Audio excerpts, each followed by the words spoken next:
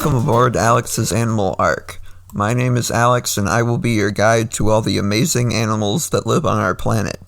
Today we will be learning about the common Chuckwalla, which was requested by my brother Jeff.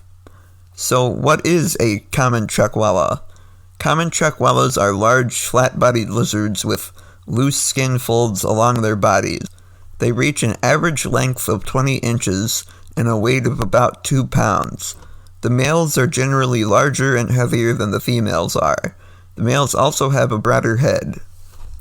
Their coloration depends on temperature, geography, and weather. Their head is usually brown, gray, or yellow, and the body is a lighter or more neutral color to provide camouflage in the environment in which they live. The females and juveniles are lighter colored than the males. Common Chuckwallas have a body covered with hard scales. The largest scales cover their ear openings and are also located between their eyes and nose. Their feet have 5 toes each. Their tail is very thick and half the length of their bodies, and it also tapers down to a thin point. So where can you find common Chuckwallas? Common Chuckwallas are usually found in deserts with lots of rock outcroppings and crevices to hide in, and moderate vegetation, which includes the western United States and northwestern Mexico. In the United States, they can be found in Nevada, Utah, California, Arizona, New Mexico, Texas, and also in parts of Colorado. In Mexico, they can be found in Sonora, Mexico, and Baja California. So what are some common Chuckwalla behaviors? Common Chuckwallas are diurnal, which means they are active during the day. In the mornings, common Chuckwallas will emerge from their homes and bask in the sun. They need to do this to warm up. Afterwards, they will then forage for food. They typically will spend most of their days inside rock crevices. This is usually during the hottest and coldest times of the day. They're active for about 8 hours a day, and most active between 9:15 a.m. and 11:30 a.m. They're generally active from mid-March to mid-August. If food is scarce in summer, they would go through aestivation, which is a period when they are active for days or months at a time. They may do something similar from November to mid-March, which is called brumation, which is similar to hibernation in mammals, but with periods of wakefulness. Common Chuckwallas are primarily vegetarians. They typically eat an array of leaves, buds, and fruits. They will sometimes eat insects if left no other options. They get most of their water from eating succulents.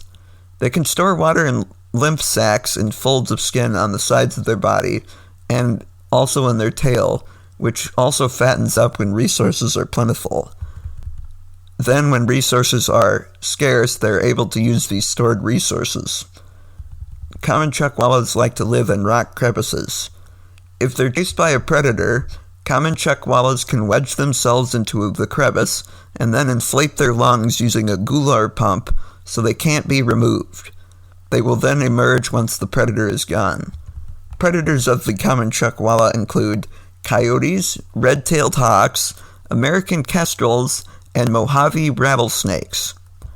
Large males will often establish territories with the best habitat, which usually includes the most rock outcroppings. This also leads to a hierarchy with lesser males under the large, dominant males. The males will defend their territory through coloration and various displays, which includes head bobbing, push-ups, and mouth gaping. As a last resort, the 2 males will then fight. Breeding occurs between April and August. However, it only happens in years with abundant resources. The female will then lay 5 to 16 eggs underground, typically in a crevice or burrow with a dry bottom. Gestation for common Chuckwallas is 35 days. During incubation, the female will protect the eggs. However, after hatching, the babies are on their own, and only a few will reach adulthood and full size. And now it's time for some common Chuckwalla fun facts. Their name is derived from a Shoshone word. They are related to iguanas. Their original scientific name is Sauromalus obesus, which translates to fat, flat lizard. Their current scientific name is Sauromelis ater, which translates to dark or black flat lizard. Thank you for listening. If you enjoyed it and want to hear more, feel free to subscribe to Alex's Animal Ark on YouTube, or subscribe on Spotify, Deezer, Stitcher, TuneIn, Amazon Music, Apple Podcasts, Overcast, Castro, Castbox, Podfriend, and iHeartRadio. Thank you for coming on this animal adventure. I will see you all again for the next voyage.